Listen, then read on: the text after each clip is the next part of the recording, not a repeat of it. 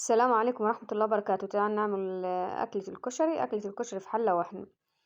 أنا حطيت معلقة سمنة كبيرة ومعلقة زيت، وهنزل بنص بكيس شعرية، هديله تشويحة لغاية ما يحمر معايا، وهنزل بنص كيلو رز. هشوح الرز معايا برضو لمدة دقيقتين، وهنزل بالعدس البني أو العدس بجبة اللي أنا نقعاه لمدة 10 دقايق في مية سخنة. هنزل بحوالي ربع كيلو، هشوحها تشويحتين، وهنزل معايا بنص كيلو مكرونة الرفيعة دي، هديها تشويحة برضو. وهنزل بالمكرونة الاسباجيتي حوالي 200 جرام من مكرونة سباجيتي، هشوحهم. وهنزل معايا بالمية بتاعتي، انا نزلت بمية فترة عادي من الحنفية مش مية سخنة، بس هيستوي معايا. وظبطت الملح بتاعي، هيستوي هيطلع مفلفل وزي الفل اهو. هديله معلقتين زيت على الوش عشان يديله لمعة ويحافظ عليه ما يعجنش مني.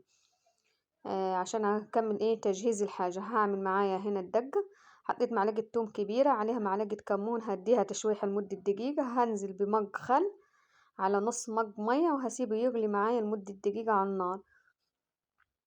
وهنزل بقى هعمل الشطة بتاعت الكشري، معلقتين كبار شطة.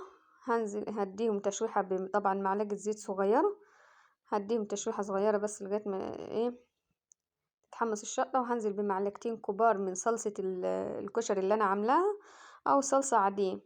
وهنزل وهنزل بربع مج خل، وهديله تشويحة. وبرضه هنزل بحوالي أقل من ربع المج مية، وهسيبه يغلي معايا، وهشيله من على النار.